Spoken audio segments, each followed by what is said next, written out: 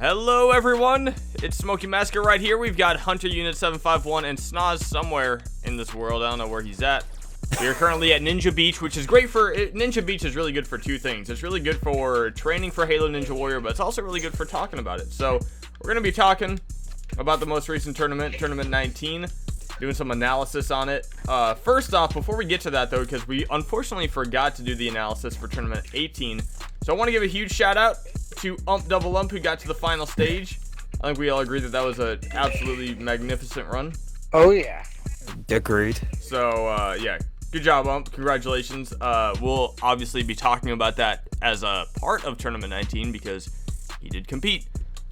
So, what we're going to be doing today is going through each stage. Now, since Tournament 19, spoiler alert, ended on Stage 3. Obviously, we won't be talking about the final stage. We're going to do the biggest takeaways from each stage, as well as the most notable run. Each of us will have a most notable run from each stage as well. So, we'll let zzSOzz go first. zzSOzz, you can take it away right here with Stage 1, biggest takeaway.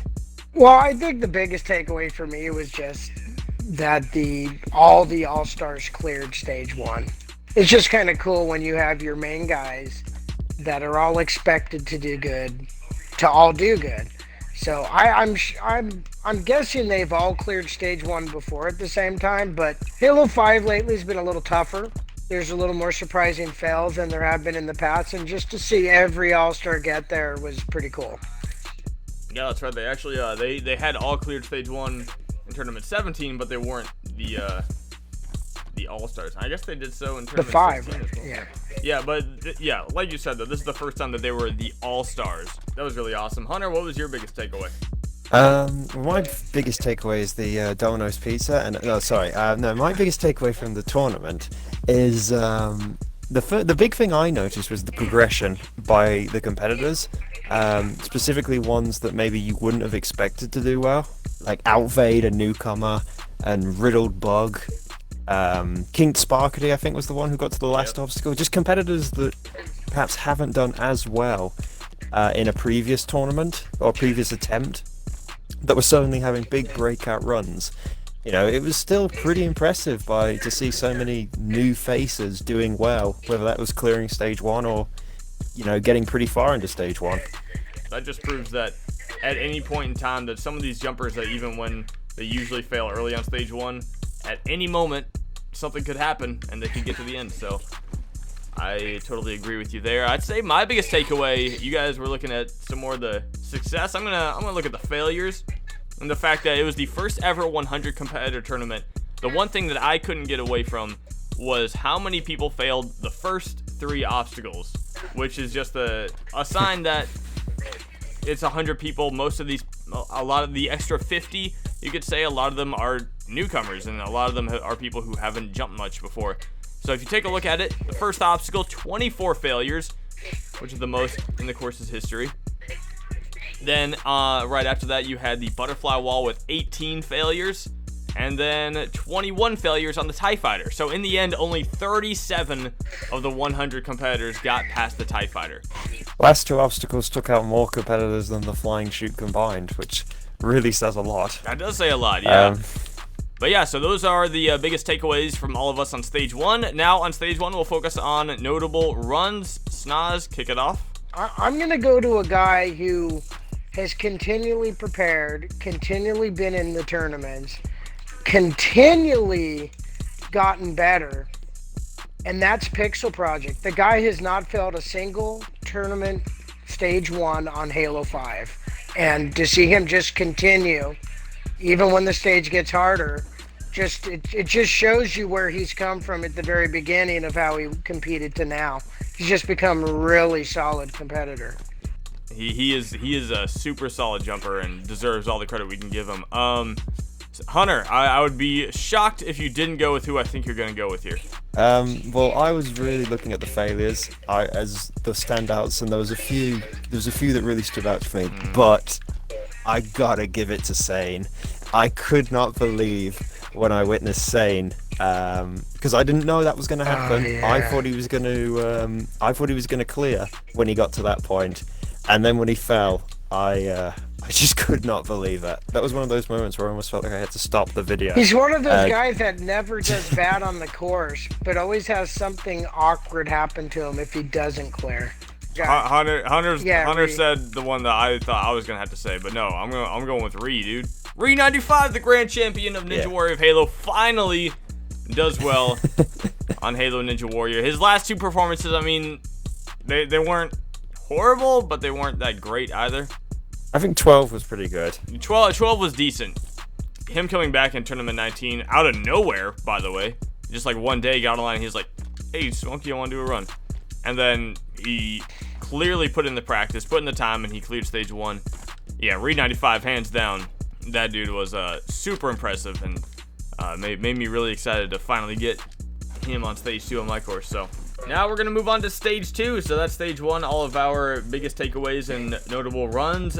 Starting us off on stage 2, we will go with the man whose stage 2 record died in Tournament 19. Hunter, kick it off. I mean, it's got to be the fails. I mean, the amount of shocking exits we had. It looked like we were on for another successful stage 2 the way it started off, and then it just tailed away so badly when we got to the veterans, really. Just seeing so many failures back to back, it was just pretty surprising. But yeah, then of course, seeing me and Gotenks go out was probably the two, because we're obviously the two most successful competitors, I think, on stage 2 as well. Yeah, going into the tournament or going into the stage, you would have looked at the whole list and you would have said, Hunter and Gotenks, they're going to beat stage 2. They're the bankers. Yeah, all right, well then I'll go on to my biggest takeaway, and you were focusing on the failures of the stage. I'm gonna focus on the failures of one obstacle in particular, the metal spin. That obstacle, I don't know what all I can say about it. So, I mean, 2 people failed it in Tournament 18, 2 people failed it. A lot of people have been failing it recently. I mean, the last time everyone made it by in a tournament was Tournament 14, so in some tournaments you look at the metal spin and you're like, okay, that obstacle isn't too bad. It took out 4 people. 10 people got there to the metal spin and only 6 of them beat it, which, I mean, it's a really tough obstacle, so it isn't that surprising, but whenever you get 4 failures on a singular obstacle of stage 2, that obstacle has to be talked about. Gotenks failed it, and you know, Hunter, like, you failed it in the past twice, so you know how scary of an obstacle that is. I gotta say that the metal spin is my biggest takeaway on stage 2, because throughout the history of this course, it continues to cause competitors problems. SMOKEY, you're up. I think that's now. I didn't want to do it on stage 1, but I think stage 2 is now where we talk about the newcomers. Not necessarily the newcomers, but the up and coming jumpers that aren't expected to get through to stage 3 did. Where a lot of the ones you thought wouldn't. What did we have? Didn't we have ROG and Atlantic and Flame? Yeah, I think that them getting through it, because I would say I've done your course now. Wow. 10, 11, 12. I've done quite a few tournaments, and I think through it all, the biggest change for me is the difficulty of stage 2. So, you know, seeing those guys get to stage 2 and clearing it, pretty impressed. It's a real testament to how much practice they put in. They clearly put the hard work in, and it paid off for them. Yes. Yeah, and it just makes you really excited to see them moving forward. Those 3, ROG, obviously the host of Spartan Sasuke, and then you had Flame and Atlantic. All 3 of them clearing stage 1 for the first time, and then they all cleared stage 2 for the first time. So, yeah, that was awesome. Notable runs, let's get to that. Hunter, kick it off. Well, I don't want to be egotistical here, but I think it has to be, I think I just have to talk about my fail. It was completely unexpected.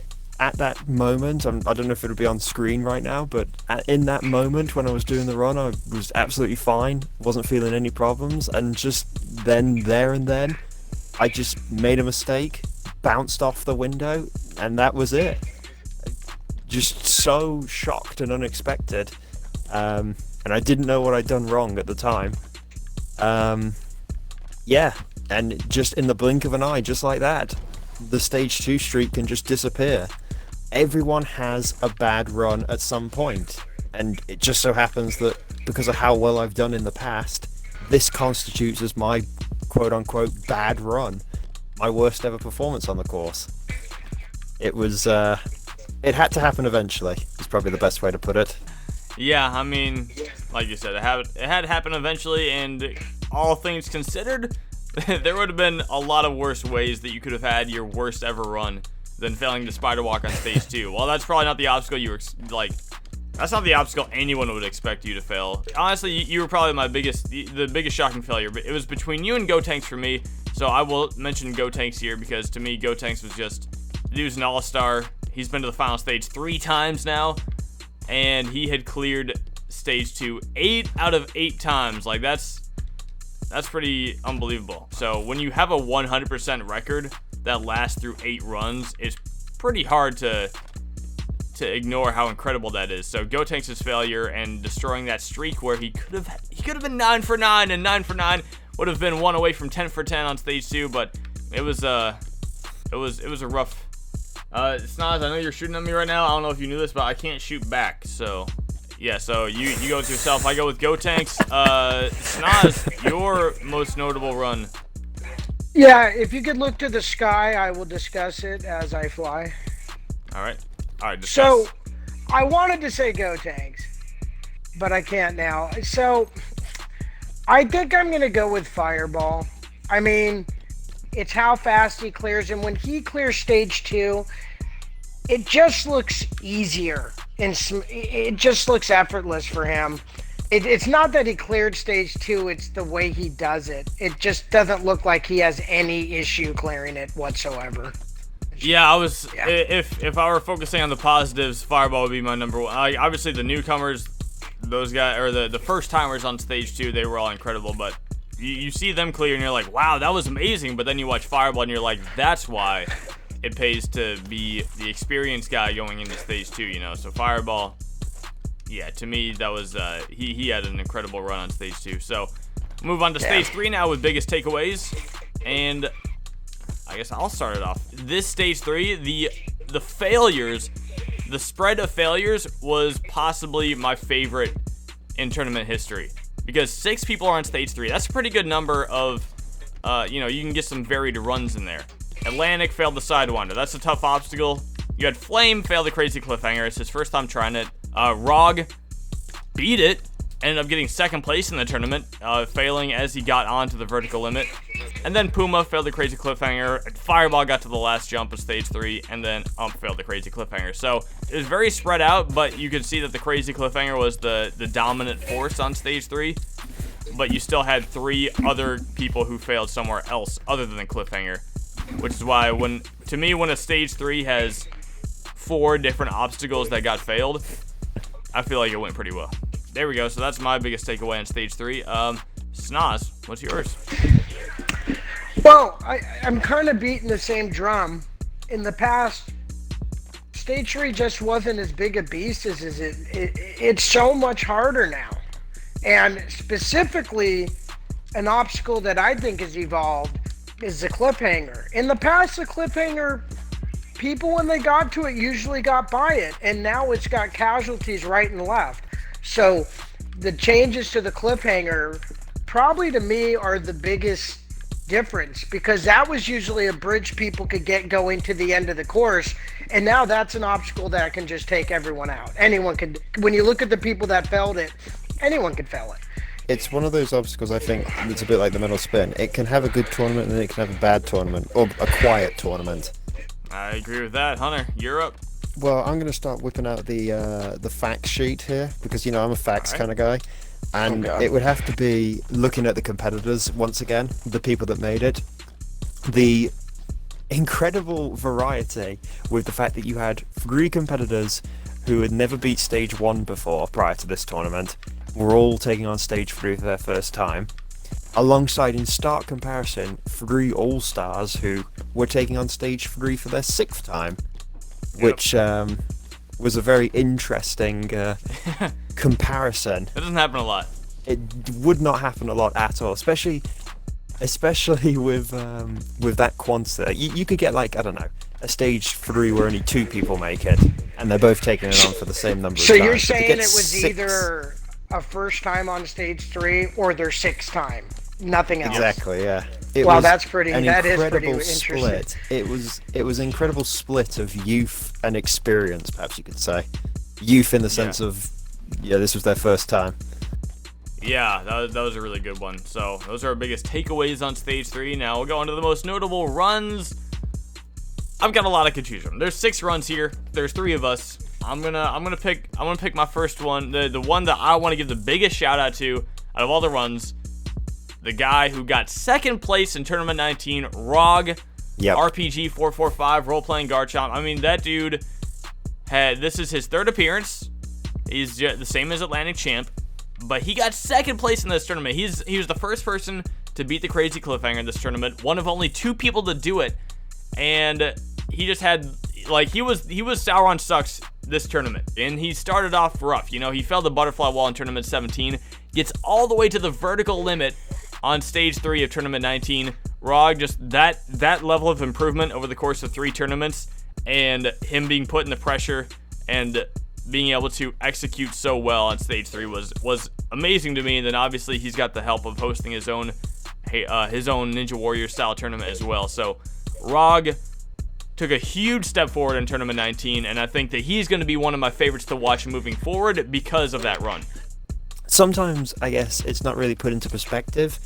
So it's just pure and simple. The easiest way to say it is, ROG came 2nd out of 100 people in this tournament. Yeah. He was the 2nd best. Pure and simple, and the dude just did amazing this tournament. Yeah, so huge shout out to ROG right there. Tournament 19, an amazing tournament for him. And now we'll let zzSOzz tell us his most notable run. Well, mine's going to have to be Fireball. I mean, you don't get to the final stage very often, so when you're failing the final jump that many times, you're just doing tremendous. But at the same point, just like Puma, that's just, it's got to be hard for him to swallow, because you figure you've been there, you're due to get by it. But wow, it's a tough jump. You could see he was so close this time. It was like his toenails got ripped off. Just missing that ledge. But it's gonna have to be Fireball, because for him to not make it 2 times and to get there again, you just have to wonder if it's just a matter of time for the guy, I think he could still take something. I know I joked in the actual episode that he now had a personal best by an extra 5 feet. Yeah. But I think he can take something away from this tournament with the fact that he did actually attempt the jump for once after his 2 previous attempts. And there's just something about Fireball, I have to say, something that's a little bit different to Puma. You have to watch out for Fireball in the upcoming tournaments. All right, well, we got one left. So, Hunter, what is your most notable run? We took them all from him. I'm toying between, I was toying between 2, and I'm not sure whether I want to be negative or positive. So you know what, I'm going to be positive, and I'm going to look at Puma's comeback. If you can bounce back after a failure like he had in the last tournament, then it is a good sign. Just a shame that maybe he couldn't have gone a little further, but of course anyone could say that.